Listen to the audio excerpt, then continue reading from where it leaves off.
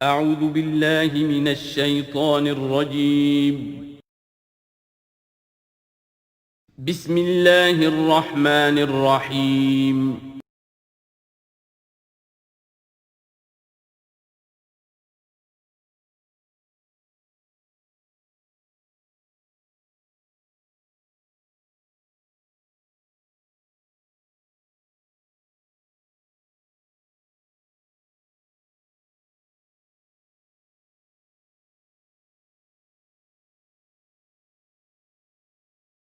اعوذ باللہ من الشیطان الرجیم بسم اللہ الرحمن الرحیم انا انزلنا التوراة فیہا ھدی ونور یحکم بہا النبیون الذین اسلموا للذین ھادوا والربانیون والاحبار بما استحفظوا من کتاب اللہ وکانوا علیہ شہداء فلا تخشوا الناس واخشوني ولا تشتروا بآياتي ثمنا قليلا ومن لم يحكم بما أنزل الله فأولئك هم الكافرون صدق الله العظيم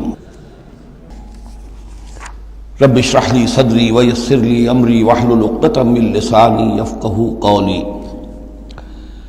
اللهم ربنا ألهمنا رشدنا وأعذنا من شرور أنفسنا اللہم وفقنا لما تحب وترضى آمین یا رب العالمین۔ سورہ مائدہ کا یہ 7واں رکوع جو اب ہم پڑھنے لگے ہیں اور جو حسن اتفاق سے 7 ہی آیات پر مشتمل ہے، یہ بھی قرآن حکیم کے بہت اہم مقامات میں سے ہے اور اس میں بہت سخت تہدید ہے، تنبیہ ہے، دھمکی ہے ان لوگوں کے لیے کہ جو کسی آسمانی شریعت پر ایمان کے دعوے دار ہوں اور پھر اس کے بجائے کسی اور قانون کے اوپر اپنی زندگی گزار رہے ہوں۔ قرآن حکیم میں عام طور پر، جیسا کہ میں مختلف مواقع پر نوٹ بھی کراتا رہا ہوں، طویل صورتوں میں کہیں تو 3 آیتوں کے چھوٹے گروپ آپ کو ملیں گے جو بہت جامع ہیں، جیسے سورہ آل عمران کی آیات 102، 103، 104 نہایت جامع۔ اسی طریقے سے ابھی سورہ مائدہ کے اندر بھی ایک اور مقام آئے گا 3 آیات پر مشتمل، نہایت جامع۔ کہیں کہیں 7 آیتوں پر مشتمل مقامات ہوتے ہیں جو بہت جامع ہیں، جیسے 7 آیتیں سورہ بقرہ کے 5ویں رکوع کی کہ بنی اسرائیل سے خطاب میں جو ابتدائی انداز تھا دعوت کا، اس کے ضمن میں وہ بمنزلہ فاتحہ ہے۔ اسی طرح یہ مسلمان امتوں کے ضمن میں قانون شریعت کی تنفیذ اور اس کی جو اہمیت ہے، اور اگر اس پر عمل نہ کیا جائے تو اس کا اللہ تعالیٰ کی نگاہ میں کیا مقام ہے، اس مسئلے پر یہ اہم ترین مقام ہے۔ یہ اس کا یوں سمجھیے کہ ذروۂ سنام ہے۔ انا انزلنا التوراۃ، ہم نے ہی نازل فرمائی تھی تورات، فیہا ھدی ونور، اس میں ہدایت بھی تھی، نور بھی تھا۔ یحکم بہا النبیون، اس کی بدولت یا اس کے ذریعے سے فیصلہ کرتے تھے انبیاء کرام، الذین اسلموا، ظاہر بات ہے وہ تمام جو انبیاء کرام تھے وہ خود بھی اللہ کے فرما بردار تھے۔ للذین ھادوا، ان لوگوں کے درمیان کہ جو یہودی ہوئے، یعنی یہودیوں کے لیے یہ شریعت تھی تورات، اور انبیاء کرام جیسا کہ میں نے حدیث آپ کو سنائی ہے، کانت بنی اسرائیل تسوسہم الانبیاء، کہ بنی اسرائیل کی سیاست اور حکومت کا معاملہ جو ہے، انتظام و انصرام انبیاء کے ہاتھ میں ہوتا تھا، تو ظاہر بات ہے وہی فیصلے کرتے تھے۔ یحکم بہا النبیون الذین اسلموا، فیصلے کرتے تھے ان کے ذریعے سے وہ انبیاء کے جو خود اللہ کے فرما بردار تھے یہودیوں کے معاملات میں، اور فیصلے کرتے تھے والربانیون، اور جو ان میں درویش ہوتے تھے، اللہ والے ہوتے تھے، علماء ہوتے تھے، علماء حق، والاحبار، اور علماء، ربانیون کہنا چاہیے زیادہ، اللہ والے یعنی جو صوفیہ ہمارے ہاں مثلا اولیاء اللہ، اور احبار علماء کے لیے ہے۔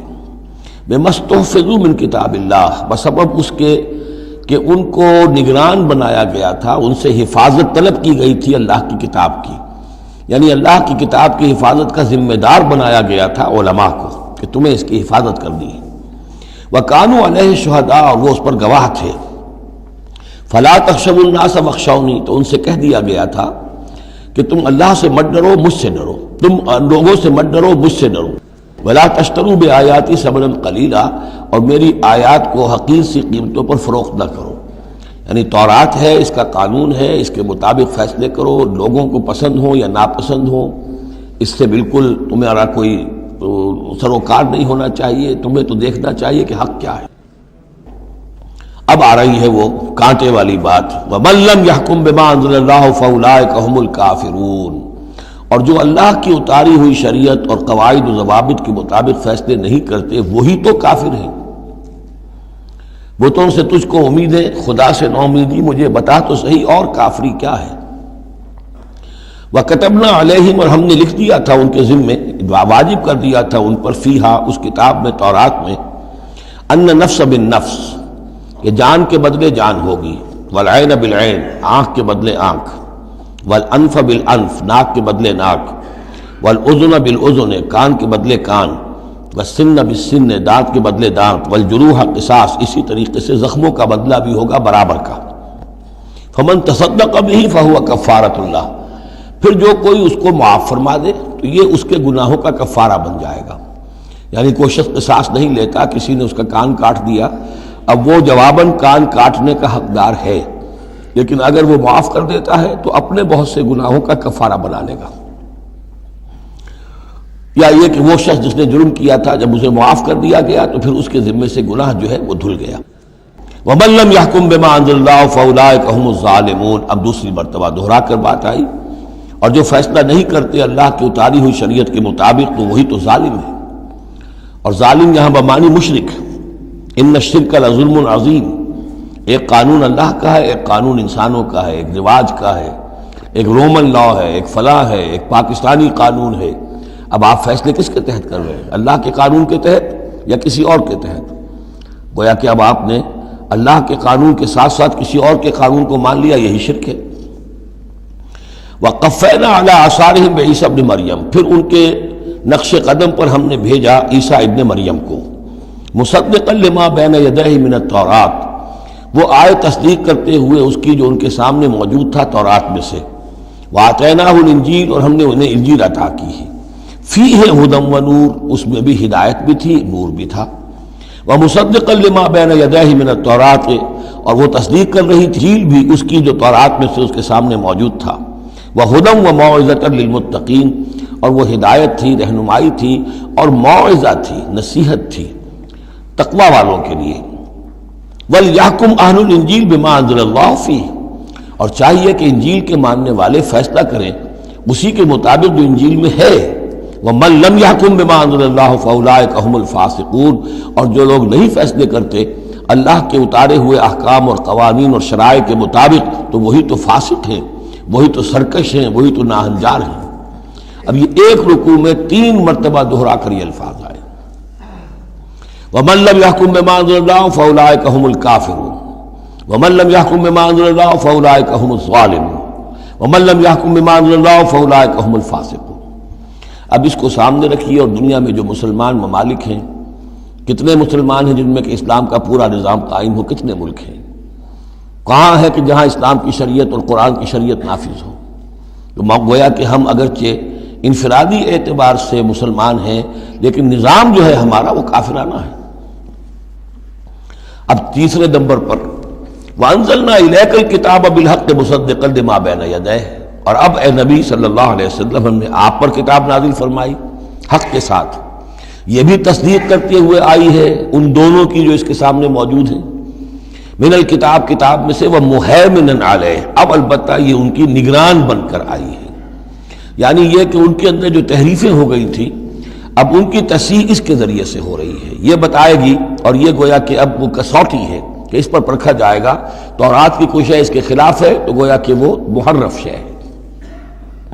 فَحْكُم بَيْنَهُم بِمَا أَنزَلَ اللَّهُ، تو اب آپ کا فرض بھی ان کے درمیان فیصلہ کیجئے اسی شریعت کے مطابق، قانون کے مطابق جو اللہ نے نازل فرمائی۔ وَلَا تَتَّبِعْ أَهْوَاءَهُمْ عَمَّا جَاءَكَ مِنَ الْحَقِّ، اور ان کی خواہشات کی پیروی کرتے ہوئے جو اللہ تعالیٰ کی جانب سے حق آپ کے پاس آیا ہے اس سے منحرف نہ ہو۔ مت پیروی کیجیے ان کی خواہشات کی، اور ان کی خواہشات کی پیروی کرتے ہوئے اما یعنی انما چھوڑ کر اس کو کہ جو حق آیا ہے آپ کے پاس۔ لِكُلٍّ جَعَلْنَا مِنْكُمْ شِرْعَةً وَمِنْهَاجًا، تم سب کے لیے ہم نے ایک شریعت، ایک دستور اور ایک طریقہ کار جو ہے وہ طے کر دیا۔ یہ آیت بڑی اہم ہے، جہاں تک تو شریعت کا تعلق ہے تو یہ تو پہلے سے بہت واضح بات ہے، سب کو معلوم ہے۔ شریعت موسوی شریعت محمدی میں فرق ہے، صلی اللہ علیہ وسلم علیہ الصلاۃ والسلام۔ منہاج میں بھی فرق ہے، اس پر توجہ جو ہے اکثر و بیشتر جیسی ہونی چاہیے ہوتی نہیں ہے۔ مقصد یہ کہ حضرت موسیٰ علیہ السلام کے منہاج میں ہم یہ دیکھتے ہیں کہ وہ ایک مسلمان امت کے لیے بھیجے گئے تھے۔ وہ امت جو کہ دبی ہوئی تھی، پسی ہوئی تھی، اس میں اخلاقی خرابیاں بھی تھیں، اس میں اور بھی دینی اعتبار سے ضعف بھی تھا، زوال بھی تھا، لیکن وہ آل فرعون کے ظلم و ستم کا تختہ مشق بنی ہوئی تھی۔ تو حضرت موسیٰ علیہ السلام کی بعثت میں یہ چیز بھی شامل تھی کہ ایک بگڑی ہوئی مسلمان امت کو کافروں کے تسلط سے، ان کے غلبے سے بچائے۔ اس کا ایک خاص طریقہ کار ہے جو اللہ تعالیٰ نے انہیں عطا فرمایا۔ حضرت عیسیٰ علیہ السلام بھی ایک مسلمان قوم کے اندر مبعوث کیے گئے، یہودیوں میں، وہ مسلمان تھے، اور ان میں یہ ہے کہ علماء کے اندر بہت سا فطور پیدا ہو چکا تھا، بڑا فساد آ چکا تھا، اخلاقی، روحانی، ان کے معاشرے کے اندر گراوٹ تھی۔ دین کے صرف ظاہری احکام اور دین کے صرف قانونی اور ظاہری پہلو کے اوپر توجہ رہ گئی تھی، مقاصد دین، روح دین جو ہے وہ نگاہوں سے اوجھل ہو گئی تھی۔ تو اس اعتبار سے حضرت مسیح علیہ السلام کے لیے اللہ تعالیٰ نے ایک خاص منہاج جو ہے، خاص طریقہ کار انہیں عطا فرمایا۔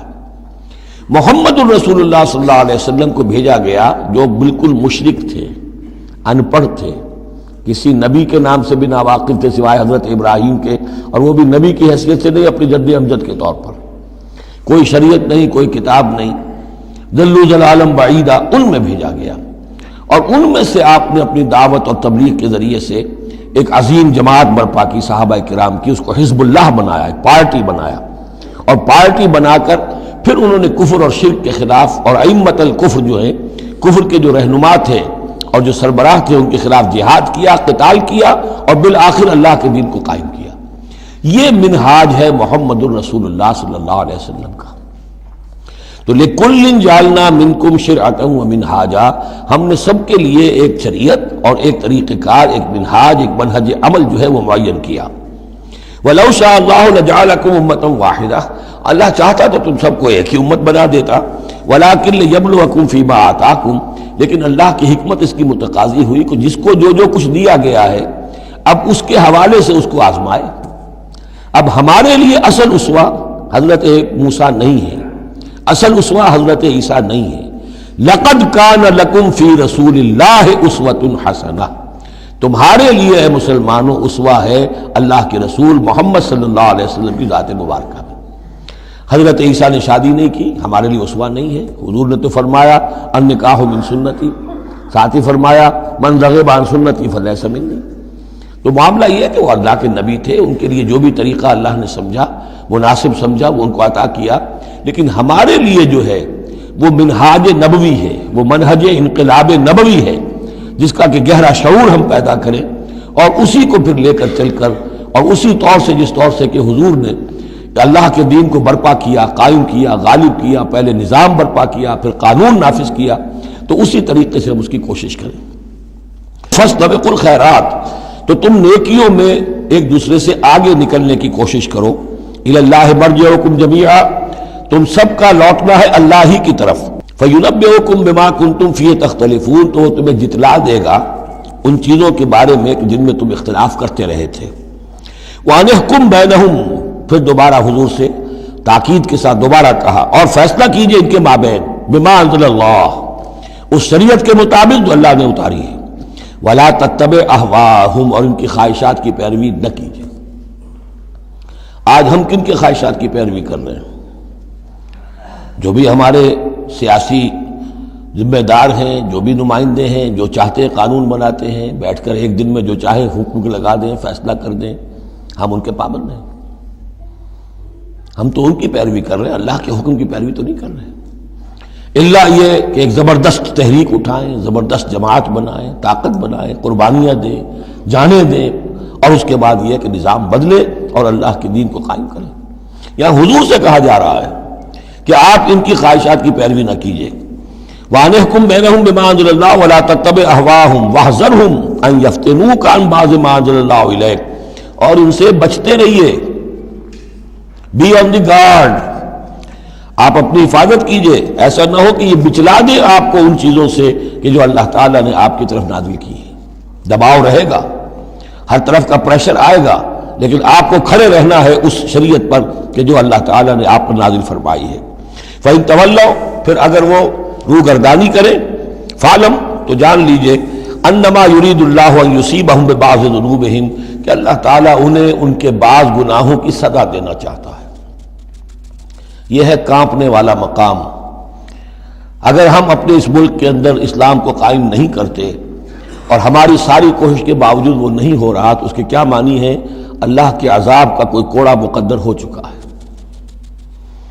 وَإِن تَوَلَّوْا فَاعْلَمْ أَنَّمَا يُرِيدُ اللَّهُ أَن يُصِيبَهُم بِبَعْضِ ذُنُوبِهِمْ. اگر وہ پیٹھ موڑ لیں، انکار کریں، تو جان لو کہ اللہ تعالیٰ در حقیقت ان کے گناہوں کی پاداش میں کوئی پکڑ اور کوئی اِنَّ بَطْشَ رَبِّكَ لَشَدِيدٌ کے مصداق کوئی سزا انہیں دینا چاہتا ہے. وَإِنَّ كَثِيرًا مِنَ النَّاسِ لَفَاسِقُونَ، اور اس میں تو کوئی شک ہی نہیں ہے کہ لوگوں میں اکثر جو ہیں، بہت سے لوگ وہ فاسق ہیں، نافرمان ہیں. أَفَحُكْمَ الْجَاهِلِيَّةِ يَبْغُونَ، تو کیا یہ جاہلیت کے فیصلے چاہتے ہیں؟ جاہلیت کہتے ہیں اس دور کو جو حضور کی بعثت سے قبل کا دور ہے. تو کیا اب بھی یہ دستور، ہمارا دستور، ہماری روایات، ہماری ریت، اس کے فیصلوں پر چلنا چاہتے ہیں؟ جیسے کہ مسلمان زمیندار کھڑا ہو کر انگریز کی عدالت میں کہا کرتا تھا کہ ہمیں اپنی وراثت کے مقدمات کے فیصلوں میں شریعت کا فیصلہ نہیں چاہیے، ہمیں رواج کا چاہیے. مسلمان کہتے تھے. افحکم الجاہلیت یبغون، تو کیا یہ جاہلیت کا حکم چاہتے ہیں؟ ومن احسن من اللہ حکما لقوم یوقنون، تو اللہ تعالیٰ کے حکم و فیصلے سے بہتر کس کا حکم ہو سکتا ہے؟ لیکن کن کے حق میں؟ جو یقین رکھنے والے ہوں. اللہم ربنا اجعلنا منہم، ہمیں اللہ تعالیٰ اس یقین اور ایمان حقیقی کی دولت سے سرفراز فرمائے. یا ایھا الذین آمنوا لا تتخذوا اليہود والنصارى اولیاء، اہل ایمان یہود اور نصارہ کو اپنے حمایتی اور پشت پناہ نہ بناؤ. بعضهم اولیاء بعض، وہ خود ایک دوسرے کے ان میں سے بعض کے پشت پناہ ہیں، مددگار ہیں. اس کے بارے میں حال ہی میں نے رائے ظاہر کی ہے کہ یہ در حقیقت پیشین گوئی تھی جو اس دور میں آ کر پوری ہوئی ہے. جب قرآن نازل ہوا ہے تب تو صورت وہ تھی جو ہم پڑھ آئے ہیں کہ اغرینا بینہم العداوۃ والبغضاء الی یوم القیامہ، ہم نے تو ان کے مابین دشمنی اور بغض پیدا کر دیا. دشمنی رہی ہے شدید ان کی آپس میں، اور ان کچھ تو خون ہوتا رہا ہے. لیکن یہ کہ ایک پیشن گوئی تھی جو پوری ہوئی ہے اس صدی میں آ کر. بالفور ڈکلیریشن کے بعد سے صورتحال یہ بنی ہے کہ ان کا گٹھ جوڑ شروع ہوا ہے، اور پھر اسرائیل کی حکومت قائم ہوئی ہے، اور وہ ہوئی ہے برطانیہ کے زیر اثر اور امریکہ کے زیر اثر، اور اب بھی اگر وہ قائم ہے تو اصل میں انہیں عیسائیوں کی سپورٹ کی وجہ سے قائم ہے. وہ عیسائی سپورٹ کیوں کر رہے ہیں؟ کہ ان کے ممالک کی ساری معیشت کو یہودی جو بینکرز ہیں انہوں نے قابو میں کیا ہوا ہے. تو اب ان کا گٹھ جوڑ جو ہے وہ اس درجے ہو چکا ہے، آپس میں گتھ گئے ہیں کہ ان کی مالیات ساری عیسائی ممالک کی مالیات پر قبضہ ہے یہودیوں کا، لہذا اس کو ان کی ساری سپورٹ جو ہے ملٹری سپورٹ وہ یہودیوں کو حاصل ہو رہی ہے. یا ایھا الذین آمنوا لا تتخذوا اليہود والنصارى اولیاء، مت بناؤ یہودیوں اور عیسائیوں کو اپنے حمایتی اور پشت پناہ. بعضهم اولیاء بعض، وہ ایک دوسرے کے مددگار ہیں. ومن یتولہم منکم، اور جو کوئی تم میں سے ان سے دوستی رکھے گا، ان سے پیکٹ کرے گا، ان سے اپنی حمایت تلاش کرے گا، فإنہ منہم، وہ انہی میں سے شمار کیا جائے گا. پھر ہم اسے مسلمان نہیں سمجھیں گے، ہماری نگاہوں میں پھر وہ یہودی اور نصرانی ہے. ان اللہ لا یہدی القوم الظالمین، اللہ ایسے ظالموں کو ہدایت نہیں دیتا. آج ہماری جو ہے اکثر ممالک کی پالیسی کدھر جا رہی ہے اور قرآن کا فتویٰ کیا ہے اس پر وہ آپ کے سامنے آ گیا. فَتَرَى الَّذِينَ فِي قُلُوبِهِم مَرَضٌ، تو تم دیکھو گے ان لوگوں کو جن کے دلوں میں روگ ہے. يُسَارِعُونَ فِيهِمْ، انہی کے اندر گھسنے کی کوشش کرتے رہتے ہیں. لے جاؤ کشمیر کا مسئلہ، پھر بھاگو UN کی طرف، پھر جاؤ فلاں اور پھر فلاں اداروں میں وہیں سے معاملات طے کرواؤ. گویا کہ ساری ہماری بھاگ دوڑ تگ و دو جو ہے پھر یہی ہے کہ انہی کے اندر. تَرَى الَّذِينَ فِي قُلُوبِهِم مَرَضٌ، کیوں؟ اس لیے کہ دلوں میں روگ ہے. نفاق ہے۔ ایمان ہو، اللہ پر اعتماد ہو، اللہ پر یقین ہو، اللہ سے خلوص اور اخلاص ہو تو یقین ہوگا اللہ مدد کرے گا ہماری۔ ان تنصر اللہ ینصرکم، پھر آپ لڑ جائیں گے، بھڑ جائیں گے۔ جب وہ روگ ہے، اللہ پر اعتماد نہیں، خود اللہ کے ساتھ مخلص نہیں، توقع نہیں کہ اللہ مدد کرے گا، تو اب رہ گیا UN اور امریکہ بہادر۔ فَتَرَى الَّذِينَ فِي قُلُوبِهِم مَرَضٌ يُسَارِعُونَ فِيهِمْ، وہ تو انہی کے اندر گھستے رہتے ہیں، کوشش کرتے رہتے ہیں۔ یقولون نخشى ان تصیبنا دائرہ، اب وہ کہتے یہ ہیں کہ ہمیں اندیشہ ہے کہ کوئی گردش زمانہ جو ہے اس کی ہم پر جو ہے کوئی مصیبت نہ آ جائے، ہم اس کے لیے ان کا سہارا لیتے ہیں۔ فعسى اللہ ان یاتی بالفتح وامر من عنده، ہو سکتا ہے کہ اللہ تعالی جلد ہی فتح لے آئے یا اپنے پاس سے کوئی اور ایسا فیصلہ ظاہر فرما دے، فیصبحوا علی ما اصروا فی انفسهم نادمین، کہ پھر جو کچھ وہ اپنے جیوں میں چھپائے ہوئے ہیں اس پر انہیں نادم ہونا پڑے۔ انہیں معلوم ہو جائے گا کہ جن پہ تکیہ تھا وہی پتے ہوا دینے لگے، پتہ چل جائے گا کہ وہی سب ہیں کہ جو اصل دھوکہ دے رہے ہیں، کہ جن پر ہم نے سارا تکیہ رکھا تھا۔ وَيَقُولُ الَّذِينَ آمَنُوا هَؤُلَاءِ الَّذِينَ أَقْسَمُوا بِاللَّهِ جَهْدَ أَيْمَانِهِمْ، اور اس وقت پھر اہل ایمان کہیں گے کہ یہ وہ لوگ ہیں کہ جو قسمیں کھا کھا کر کہا کرتے تھے إِنَّهُمْ لَمَعَكُمْ، کہ وہ تمہارے ساتھ ہیں۔ حَبِطَتْ أَعْمَالُهُمْ فَأَصْبَحُوا خَاسِرِينَ، ان کے تمام اعمال حبط و اکارت ہو جائیں گے اور وہ خسارے والے بن کر رہ جائیں گے۔ اب آ رہی ہیں وہ تین آیتیں جو میں نے عرض کیا ہے کہ یہ تین آیتیں اہل ایمان کے لیے، وہ اہل ایمان کے جو جد و جہد میں مبتلا ہو گئے، اللہ تعالی ہمیں بھی توفیق دے سب کو کہ کمر کسنے کہ اللہ کے دین کو غالب کرنا ہے، اللہ کی شریعت کو نافذ کرنا ہے، ہمیں ظالم اور فاسق اور کافر کی حد سے نکلنا ہے، ہم پر اس کا فتویٰ نہ لگے اللہ کا، اس کے لیے جو ہے محنت کرنی ہے۔ اب محنت کرتے ہوئے ظاہر بات ہے کہ پھر بعض مراحل ایسے بھی آ جاتے ہیں کہ مشکلات ہوتی ہیں، مصائب آتے ہیں، تکالیف آتی ہیں۔ اگر اس مصیبت اور مشکل اور تکلیف میں آدمی کے قدم لڑکھڑانے لگے اور وہ کچھ پسپائی اختیار کرنا شروع کرے، تو یہ جو ایک نفسیاتی کیفیت ہے، جو لوگ اس میں مبتلا ہو گئے ہوں، یہ ان سے تین آیتیں ہیں خطاب کرنے والی اہم ترین۔ یا ایھا الذین آمنوا من یرتد منکم عن دینہ، اے ایمان والو جو کوئی بھی لوٹ گیا تم میں سے اپنے دین سے، فسوف یاتی اللہ بقوم، تو ان قریب اللہ تعالیٰ تمہیں ہٹا کر ایک ایسی قوم کو لے آئے گا، یحبہم، جنہیں اللہ محبوب رکھے گا، وَيُحِبُّونَهُ، اور جو اسے محبوب رکھیں گے، أَذِلَّةٍ عَلَى الْمُؤْمِنِينَ، وہ اہل ایمان کے حق میں بہت نرم ہوں گے، أَعِزَّةٍ عَلَى الْكَافِرِينَ، کافروں پر بہت بھاری ہوں گے، جو جاہدون فی سبیل اللہ کی راہ میں جہاد کریں گے، وَلَا يَخَافُونَ لَوْمَةَ لَائِمٍ، اور کسی ملامت کرنے والے کی ملامت کا کوئی خوف نہیں کریں گے۔ اب یہاں چونکہ لفظ یرتد آ گیا ہے تو ایک کوئی ارتداد ہے قانونی ظاہری، ایک شخص اسلام کو چھوڑے کافر ہو جائے، یہودی ہو جائے، نصرانی ہو جائے، ہندو ہو جائے، یہ تو قانونی مرتد ہے۔ ایک ارتداد ہے الٹے پاؤں پھرنا شروع کر دینا، پسپائی اختیار کرنا۔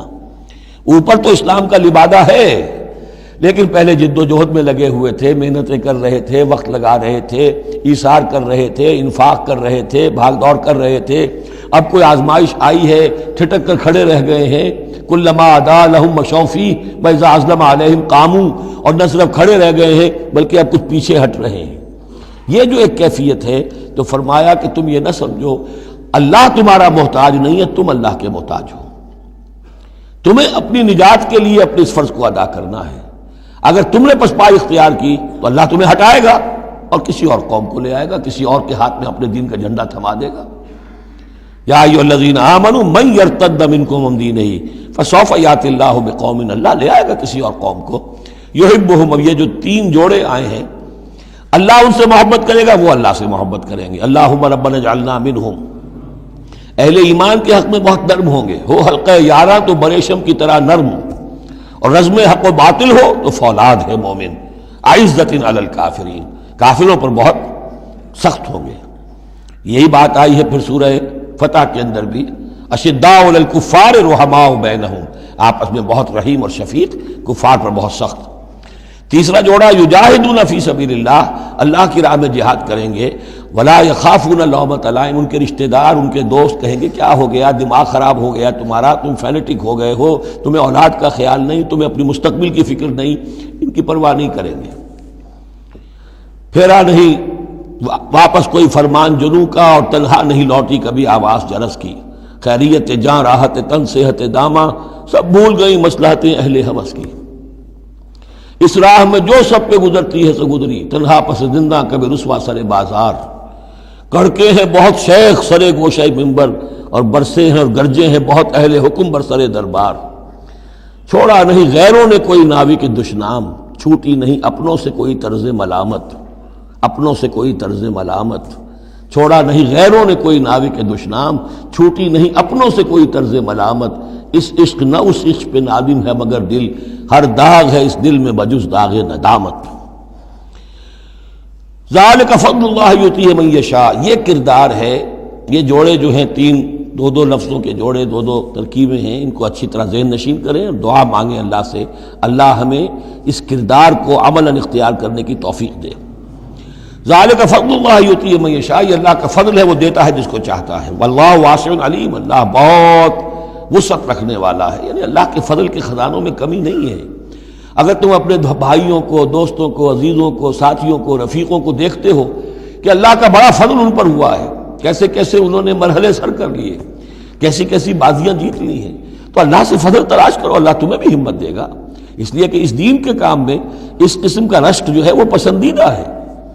حضرت عمر کو تھا نا خیال، چونکہ ایک خاص وقت میں اس وقت ان کے پاس دولت کافی تھی، جب غزوہ تبوک کے لیے حضور نے کہا ہے کہ انفاق کرو، انہوں نے سوچا کہ آج میں ابو بکر سے بازی لے جاؤں گا، اس لیے کہ آج کل کاروباری لوگوں کے پاس کبھی وہ ہوتی ہے کیش جو ہے، نقد سامان کچھ ہوتا ہے، کبھی نہیں ہوتا، سارا معاملہ کریڈٹ پہ گیا ہوا ہے، لیکن یہ کہ اس وقت ان کے پاس تھا تو انہوں نے کہا کہ آج تو میں بازی لے جاؤں گا، لیکن حضرت ابو بکر جو کچھ تھا وہ سب لے آئے، اور حضرت عمر آدھا لے کر آئے تھے، تو حضرت عمر نے کہا میں نے جان لیا ابو بکر سے آگے کوئی نہیں بڑھ سکتا۔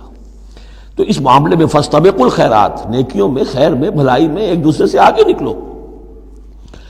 انما ولیکم اللہ ورسولہ، تمہارا ولی تو اصل میں اللہ ہے، اس کا رسول ہے، تمہارا دوست، پشت پناہ، حمایتی، رازدار جو ہونے چاہیے اللہ نمبر ایک، رسول نمبر دو، والذین آمنوا، اور اہل ایمان۔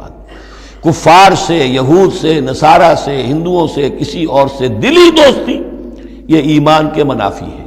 اگر دین کی غیرت ہوگی، اللہ اور اس کے رسول کی حمیت دل میں ہوگی تو دلی دوستی نہیں ہو سکتی۔ انما ولیکم اللہ ورسولہ والذین آمنوا، الذین، اور یہ اہل ایمان کون سے اہل ایمان؟ میرے اور آپ جیسے اہل ایمان نہیں، وہ اہل ایمان الذین یقیمون الصلاۃ ویؤتون الزکاۃ وہم راکعون، جو نماز قائم رکھتے ہیں، زکوٰۃ دیتے ہیں جھک کر۔ یہاں راکعون کا مطلب یہ ہے کہ رکوع کرتے ہیں، وہ صحیح نہیں ہے، یہ زکوٰۃ دینا اس لیے کہ ہم پڑھ چکے ہیں سورہ بقرہ میں کہ سب سے بڑھ کر انفاق فی سبیل اللہ کا مستحق کون ہے؟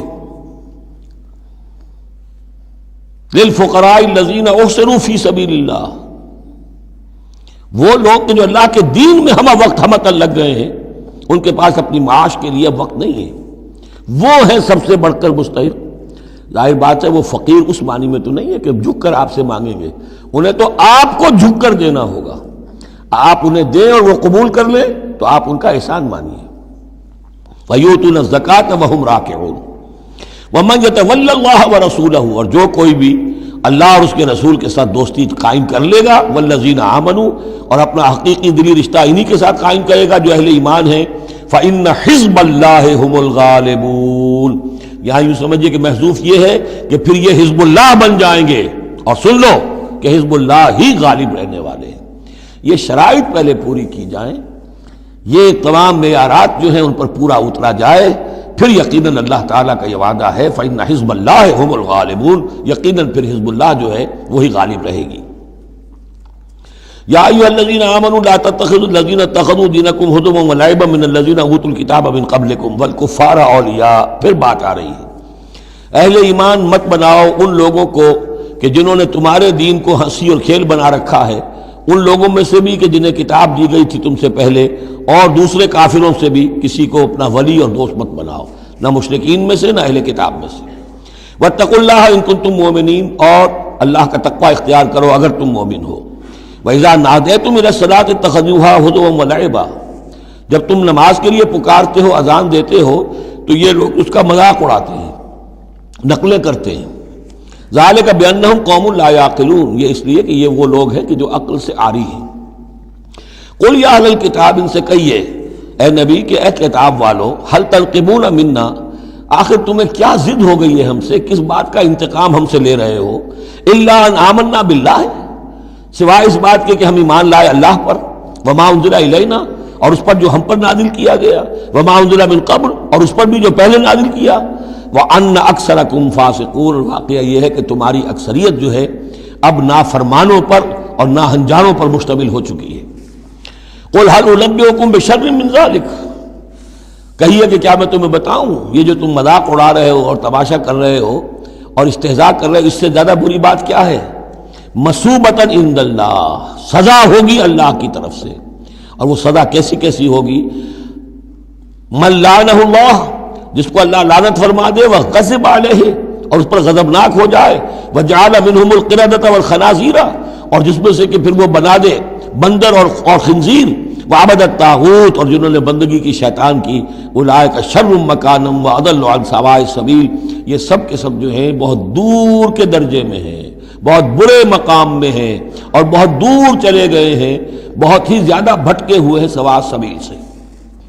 وَإِذَا جَاءَكُمْ قَالُوا آمَنَّا، اور جب وہ تمہارے پاس آتے کہتے ہیں ہم ایمان لے آئے، وَقَدْ دَخَلُوا بِالْكُفْرِ وَهُمْ قَدْ خَرَجُوا بِهِ، حالانکہ وہ داخل بھی ہوئے تھے کفر کے ساتھ اور نکلے بھی ہیں کفر کے ساتھ۔ میرے نزدیک یہ اشارہ ہو رہا ہے انہی لوگوں کی طرف جن کا ذکر سورہ آل عمران میں ہے، جنہوں نے فیصلہ کیا تھا کہ صبح کو ایمان لاؤ، شام کو کافر ہو جاؤ، تو وہ داخل بھی ہوئے ہیں تو کفر کے ساتھ، نکلے بھی ہیں تو کفر کے ساتھ۔ وہ داخل ایک لمحے کے لیے بھی انہیں ایمان کی کوئی حلاوت نصیب ہوئی ہی نہیں، شعوری طور پر یہ فیصلہ کر کے کہ رہنا تو ہمیں اپنے ہی دین پر ہے، لیکن دھوکے کی خاطر اور اسلام کی اور اس دین کی جو ساکھ بن گئی ہے اس ساکھ کو نقصان پہنچانے کی خاطر ہم یہ سازش کر رہے ہیں۔ وَإِذَا جَاءُوكُمْ قَالُوا آمَنَّا وَقَدْ دَخَلُوا بِالْكُفْرِ وَهُمْ قَدْ خَرَجُوا بِهِ وَاللَّهُ أَعْلَمُ بِمَا كَانُوا يَكْتُمُونَ، اور اللہ خوب جانتا ہے، خوب زیادہ واقف ہے جو وہ چھپائے ہوئے تھے۔ وَتَرَىٰ كَثِيرًا مِّنْهُمْ يُسَارِعُونَ فِي الْإِثْمِ، اور تم دیکھو گے ان میں سے بہت سو کو کہ بہت بھاگ دوڑ کرتے ہیں گناہ کے کاموں میں، والعدوان، اور ظلم کے کاموں میں، وَأَكْلِهِمُ السُّحْتَ، اور حرام کے کھانے پر، لَبِئْسَ مَا كَانُوا يَعْمَلُونَ، بہت ہی برا ہے وہ عمل جو یہ کر رہے ہیں۔ لولا ينهاهم الربانيون والاحبار عن قولهم الاسم واكلهم السحت، کیوں نہیں منع کیا اور کیوں نہیں منع کرتے ان کے درویش، ان کے صوفی، ان کے پیر و مرشد اور ان کے علماء ان کو گناہ کی بات کہنے سے اور حرام خوری سے۔ ہمارے پیر بھی حرام خوری سے روکیں گے نہیں، انہیں تو اس میں سے نذرانے مل جانے چاہیے، اللہ اللہ خیر صلی اللہ، کہاں سے کمایا، کیا کھایا، کہاں سے، اس سے کوئی بحث نہیں۔ لولا ینہاہم الربانیون، حالانکہ کام تو یہ تھا کہ اللہ والے جو ہیں وہ انہیں روکیں، منع کریں، نہیں المنکر، امر بالمعروف جو ان کا فریضہ تھا۔ لبئس ما کانوا یصنعون، بہت برا ہے وہ کام جو وہ کر رہے ہیں۔ وقالت الیہود ید اللہ مغلولہ، اور یہود نے کہا کہ اللہ کا ہاتھ بند ہو گیا۔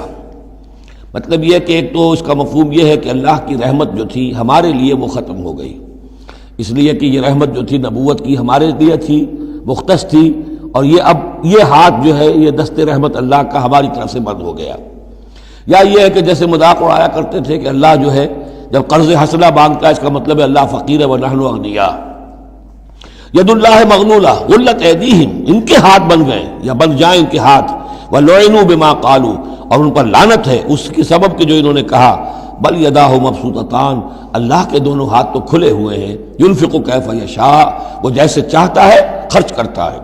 وَلَيَزِيدَنَّ كَثِيرًا مِّنْهُم مَّا أُنزِلَ إِلَيْكَ مِن رَّبِّكَ طُغْيَانًا وَكُفْرًا، اور یقیناً اضافہ کرے گا ان میں سے بہت سو کے لیے جو کچھ کہ اے نبی نازل کیا گیا آپ کی جانب آپ کے رب کی طرف سے، ان کی سرکشی میں اور کفر میں، یعنی ان کی ضد بڑھتی جا رہی ہے۔ اللہ کی طرف سے جو احسان بھی آپ پر ہو رہا ہے، آپ کے ساتھیوں پر ہو رہا ہے، اللہ جو فتحیں دے رہا ہے، جو دین کو رفتہ رفتہ غلبہ حاصل ہو رہا ہے، اس کے نتیجے میں صلح حدیبیہ کے بعد تو بڑی تیزی کے ساتھ بھی سمجھیے کہ عرب کے اندر صورتحال بدلنی شروع ہو گئی۔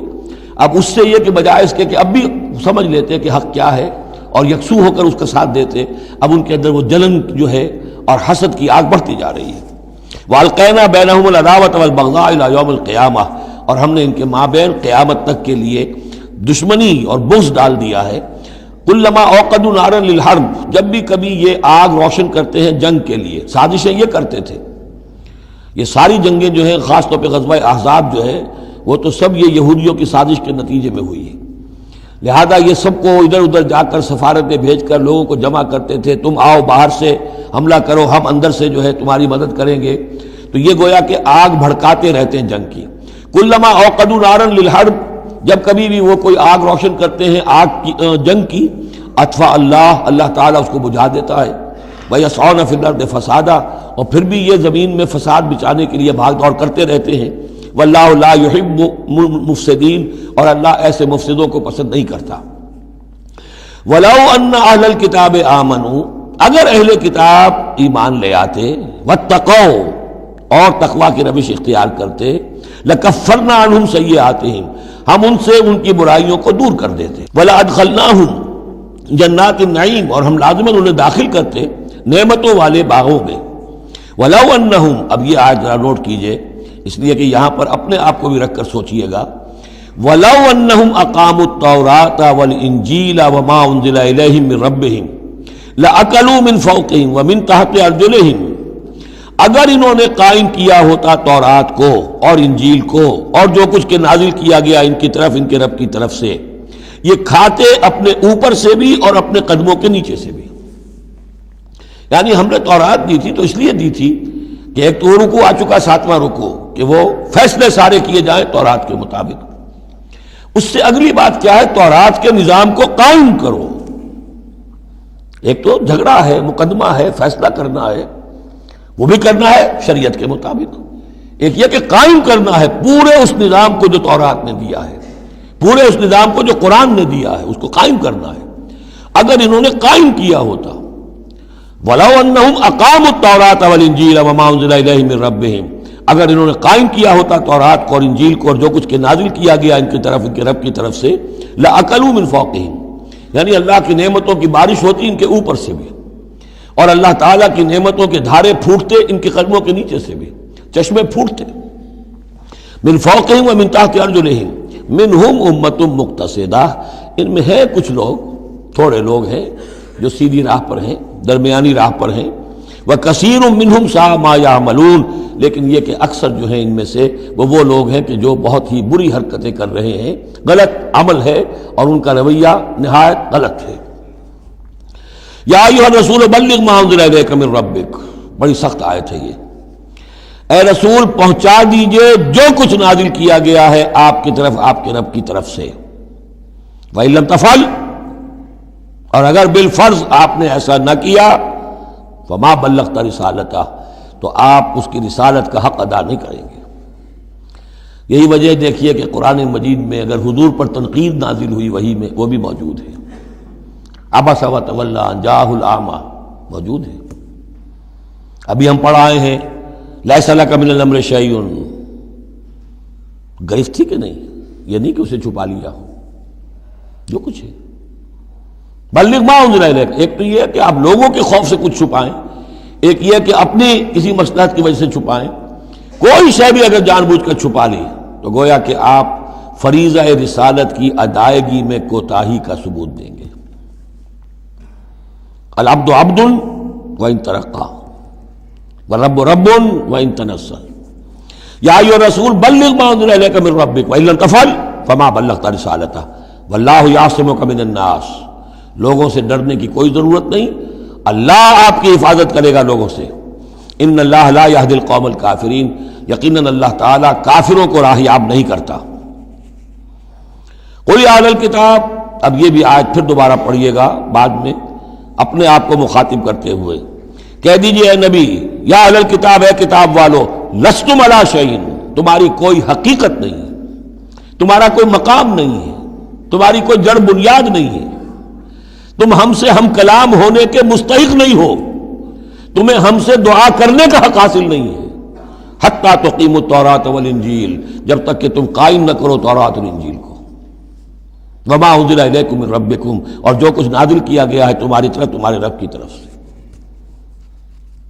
اب یہاں پڑھ لیجئے، یا اہل القرآن لستم علی شیء حتی تقیموا القرآن وما انزل الیکم من ربکم، اے قرآن کے ماننے والو، تمہاری کوئی حقیقت نہیں، کوئی حیثیت نہیں، تم سمجھتے ہو ہم امت مسلمہ ہیں، ہم اللہ والے ہیں، اللہ کے لاڈلے ہیں، اللہ کے پیارے ہیں، اللہ کے رسول کے امتی ہیں، جو چاہو سمجھو، جوتے تمہیں لگ رہے ہیں، تمہاری ہر طرف سے مرمت ہو رہی ہے، عزت نام کی شے نہیں رہی، تم کتنی ہی تعداد میں ہو، دنیا میں تمہاری کوئی حیثیت نہیں ہے، اور اس سے زیادہ کے لیے تیار رہو، لستم علی شیء، تمہاری کوئی حیثیت نہیں، حتی تقیموا القرآن بما انزل الیکم من ربکم، جب تک کہ قرآن اور جو تمہاری طرف نازل کی، حضور کو وحی خفی بھی تو دی گئی ہے نا، سنت رسول وحی خفی کا ظہور ہے، وہ بھی نازل کی گئی ہے حضور پر وحی خفی، تو جب تک کتاب و سنت کا نظام قائم نہیں کرتے، اور یا اہل القرآن کا خطاب خود حضور نے ہمیں دیا ہے، میرا کتاب چاہے مسلمانوں پر قرآن مجید کا حقوق، اس میں یہ حدیث موجود ہے، اس میں حضور کی وہ الفاظ ہیں، یا اہل القرآن لا تتوسدوا القرآن، ہے قرآن والوں، قرآن کو تکیہ نہ بنا لینا، اسے ذہنی سہارا نہ بنا لینا، اسے اپنی پیٹھ کے پیچھے نہ پھینک دینا، تکیہ پیٹھ کے پیچھے ہوتا ہے، نبذ فریق من الذین اوتوا الکتاب کتاب اللہ وراء ظہورہم لا تتوسدوا القرآن، بلکہ کیا کرنا، یا اہل القرآن لا تتوسدوا القرآن واتلوہ حق تلاوتہ فی آناء اللیل والنہار، پڑھا کرو اسے رات کے اوقات میں بھی دن کے اوقات میں بھی جیسے کہ اس کے پڑھنے کا حق ہے، وافشوہ، اسے عام کرو، پھیلاؤ، اس کی دعوت جو ہے پہنچاؤ، وتغنوہ، اسے خوشالحانی سے پڑھو، اور اس کو دولت کو سمجھو کہ یہ سب سے بڑی دولت ہے، تغنوہ، اسے سمجھو کہ اصل دولت یہ ہے، وتدبروا فیہ لعلکم تفلحون، اور تدبر کرو، غور و فکر کرو، اس کی گہرائیوں میں غوطہ زنی کرو تاکہ تم فلاح پاؤ۔ قل یا اہل الکتاب لستم علی شیء حتی تقیموا التوراۃ والانجیل وما انزل الیکم من ربکم ولا یزیدن کثیرا منہم ما انزل الیک من ربک طغیانا وکفرا، لیکن اے نبی یقیناً ان لوگوں کی تو بہت سی بڑی تعداد، اکثر لوگوں کو جو کچھ آپ کی طرف نازل کیا گیا آپ کے رب کی طرف سے، اس کی وجہ سے ان میں اضافہ ہوگا، ان کی سرکشی میں، ان کے کفر میں، ان کی طغیانی میں، ان کی آگ جو ہے بڑھتی چلی جائے گی، حسد کی آگ، اس میں وہ مزید جلتے چلے جائیں گے۔ فلا تأس علی القوم الکافرین، تو آپ ان کافروں کے بارے میں اب افسوس نہ کریں۔ نبی چونکہ نہایت رحیم اور شفیق ہوتا ہے تو ظاہر بات ہے کہ وہ لوگوں پر عذاب کو پسند تو نہیں کرتا، دشمن کو بھی معاف کرتا ہے وہ، لہذا اسے صدمہ ہوتا ہے۔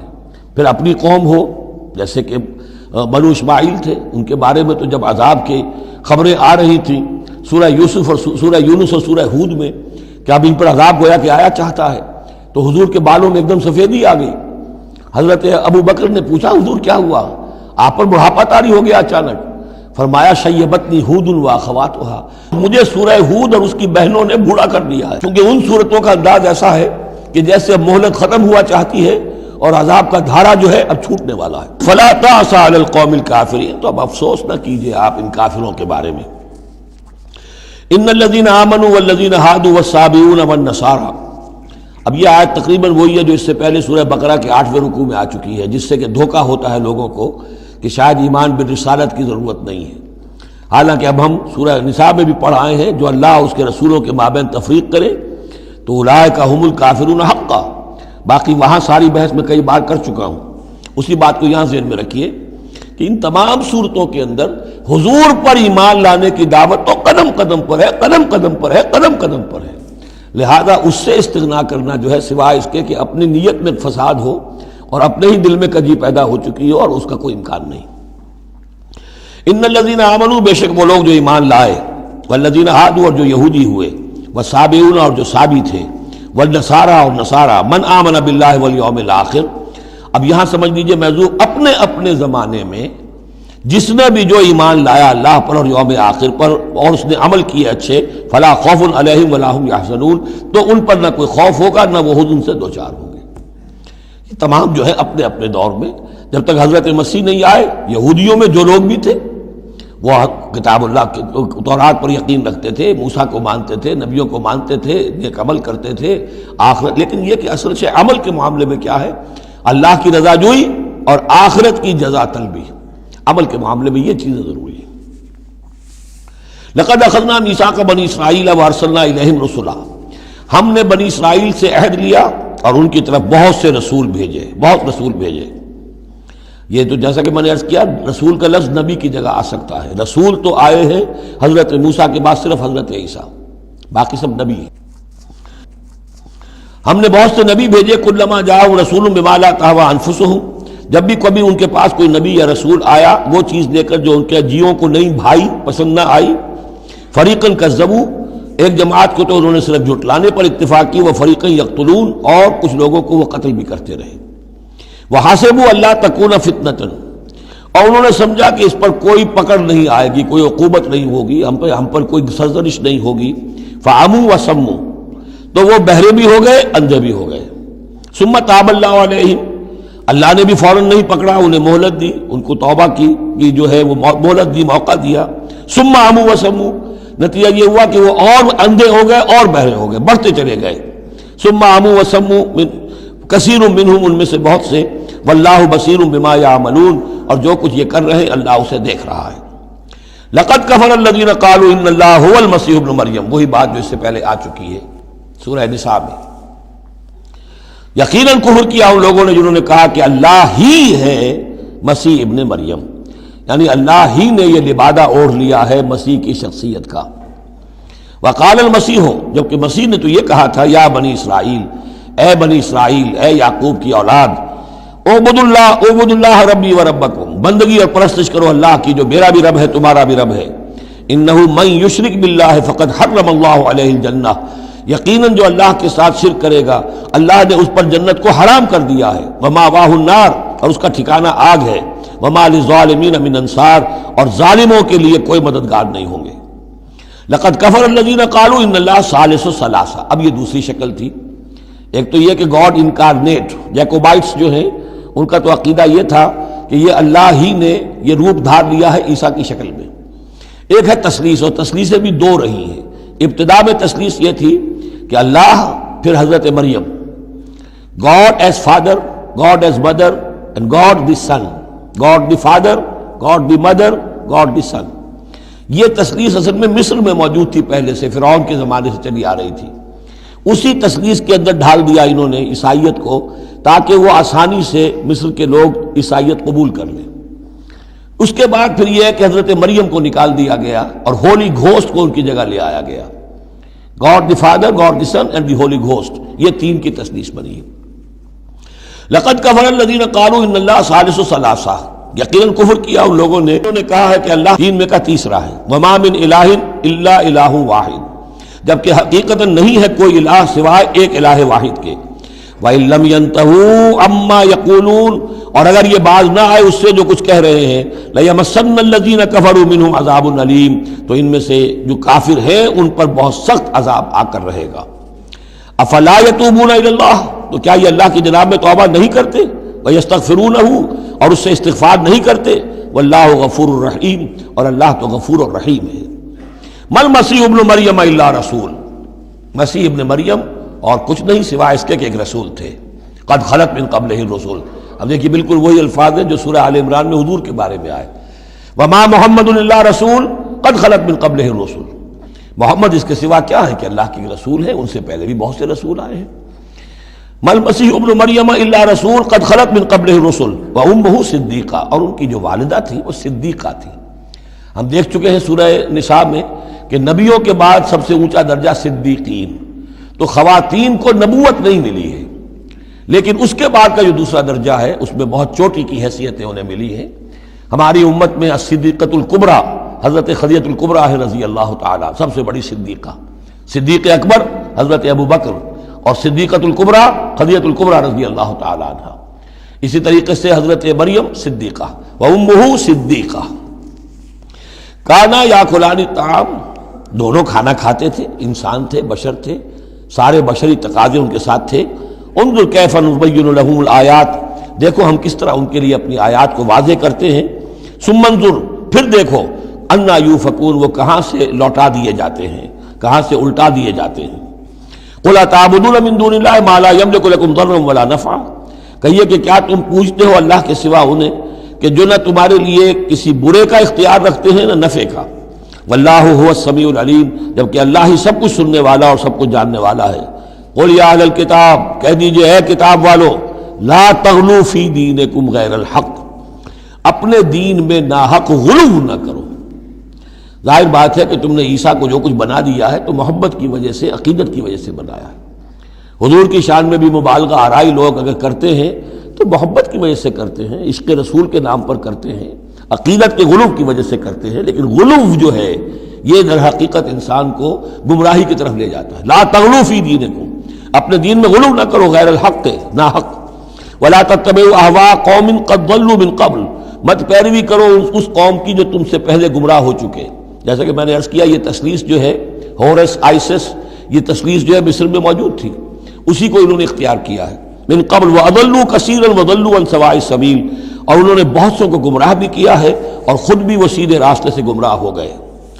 لعن الذين كفروا من بني اسرائيل على لسان داود وعيسى ابن مريم، لعنت کیے گئے وہ لوگ کہ جنہوں نے کفر کیا بنی اسرائیل میں سے داؤد کی زبان سے بھی اور عیسیٰ ابن مریم کی زبان سے بھی۔ ظاہر بات ہے کہ اس قوم کا جو بھی کردار رہا ہے مسلسل، تو آپ اولڈ ٹیسٹمنٹ پڑھیں گے تو حضرت داؤد علیہ السلام نے بھی ان پر بہت لعن طعن کی ہے، اور خاص طور پر یہ نیو ٹیسٹمنٹ میں گاسپل کے اندر تو حضرت مسیح نے جو تنقیدیں کی یہودیوں پر، خاص طور پر ان کے علماء پر، احبار پر، صوفیاء پر، کہ تم سانپ کے سپوڑیے ہو، تمہارا حال ہے ایسا جیسے کہ قبریں ہوتی ہیں کہ اوپر بہت سفیدی پھری ہوئی ہے اور چادر پڑی ہوئی ہے، اندر گلی سڑی ہڈیوں کے سوا کچھ نہیں ہے۔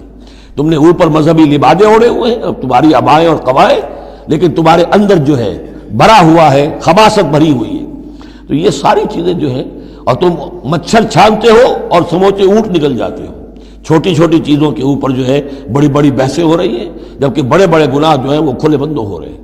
یہ سارا جو کردار ہے علماء یہود کا، جس کا کوئی نقشہ آپ دیکھ سکتے ہیں اپنے ہاں کے علماء سو میں، جو بھی برے علماء ہیں ہمارے ہاں دنیا دار مولوی ہیں، ان میں وہ نقشہ نظر آ جائے گا۔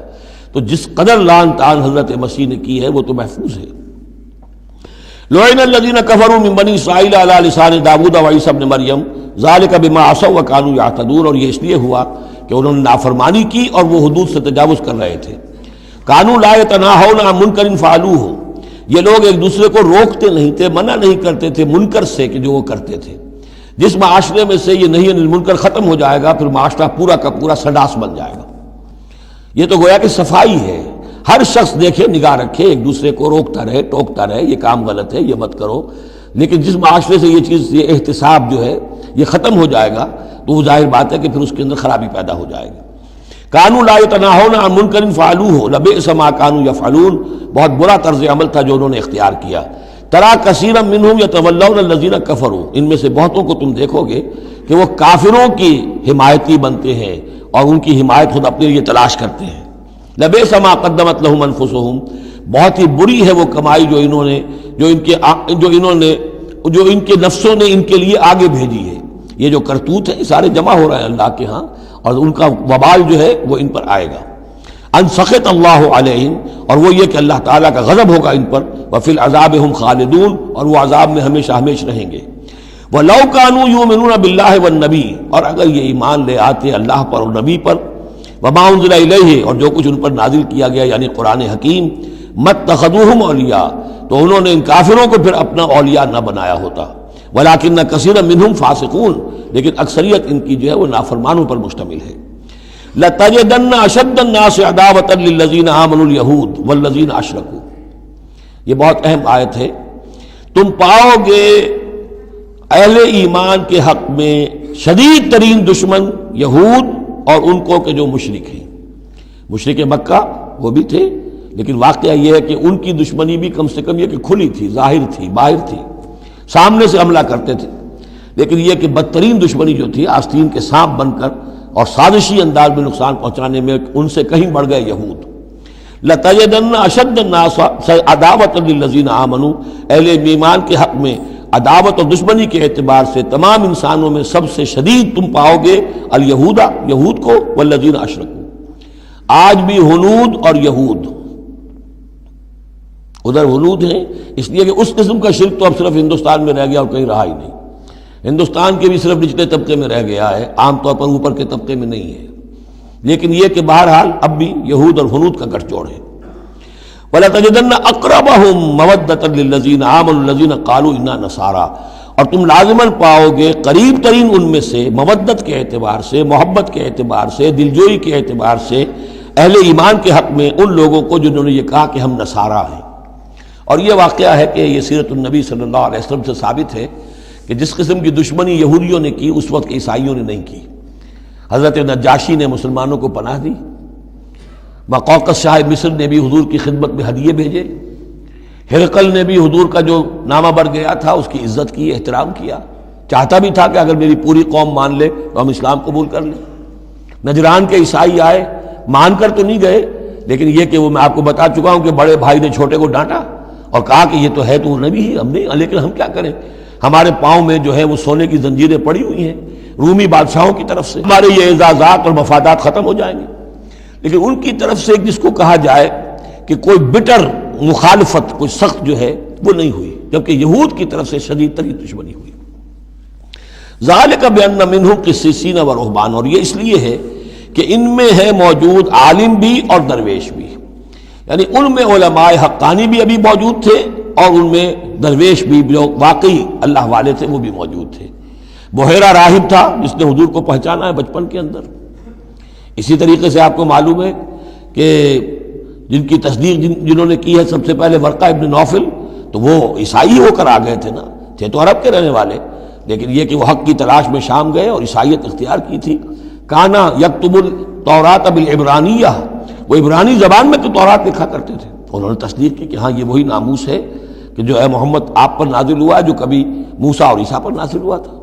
تو ان کے اندر قسیس تھے، رہبان تھے، وَأَنَّهُمْ لَا يَسْتَكْبِرُونَ، اور یہ اس لیے ہے کہ وہ استکبار نہیں کرتے، تکبر نہیں کرتے۔ اب نہیں ملیں گے آپ کو، یہ دور ختم ہو چکا ہے، یہ کہ اس وقت کے دور کی بات ہے جبکہ قرآن نازل ہو رہا تھا۔ اس کے بعد جو صورت بدلی ہے، پھر کروسیڈز کے اندر جو وحشت اور بربریت جو ہے عیسائیوں کی طرف سے آئی ہے، اور عیسائی علماء نے اور ان کے مذہبی پیشواؤں نے جس طریقے سے کہ خون کی ہولی کھیلی ہے اور کھلوائی ہے اپنی قوم سے، وہ تو واقعہ یہ ہے کہ تاریخ کا بہت ہی بدنما داغ ہے۔ وَإِذَا سَمِعُوا مَا أُنزِلَ إِلَى الرَّسُولِ، اور جب انہوں نے سنا وہ چیز کہ جو رسول پر نازل کی گئی تھی۔ یہ اصل میں ایک وفد آیا تھا 70 افراد کا کہ جو آیا تھا حبشہ سے، کچھ نو مسلم تھے جو وہاں پر گئے تھے، صحابہ وہ ہجرت کر کے کچھ عرصے رہے تو ان کے ذریعے سے کچھ لوگوں تک اسلام پہنچ گیا تھا۔ پھر یہ کہ وہ مدینے میں جب اسلام کو غلبہ ہو گیا ہے اور اب امن ہو گیا ہے تو ان کا ایک وفد آیا تھا۔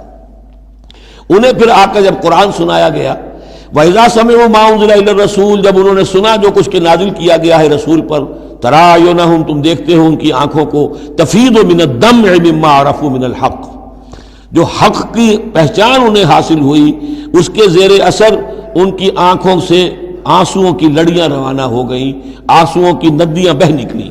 یقولون، اور وہ کہہ رہے ہیں، ربنا آمنا، اے رب ہمارے ہم ایمان لے آئے، فاکتبنا مع الشاہدین، تو ہمیں لکھ دے شاہدوں میں سے، گواہوں میں سے۔ وما لنا لا نؤمن باللہ وما جاءنا من الحق، اور کیسے ممکن ہے کہ ہم ایمان نہ لائیں اللہ پر اور وہ حق جو ہم تک پہنچ گیا ہے اس پر۔ وَنَطْمَعُ أَن يُدْخِلَنَا رَبُّنَا، اور ہمیں تو بڑی طمع ہے، بڑی خواہش ہے، ہم چاہتے ہیں کہ ہمیں داخل کرے ہمارا رب مع القوم الصالحین، نیک وکار لوگوں کے ساتھ۔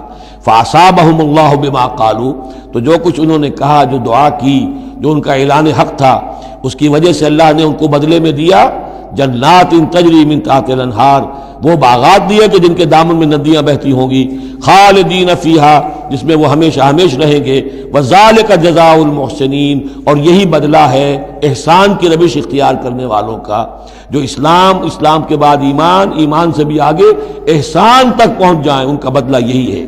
والذین کفروا وکذبوا بآیاتنا، رہے وہ لوگ جنہوں نے انکار کیا اور جھٹلا دیا ہماری آیات کو، اولئک اصحاب الجحیم، تو وہ تو پھر جہنمی ہے۔ بارک اللہ لی ولکم فی القرآن العظیم ونفعنی وإیاکم بالآیات والذکر الحکیم۔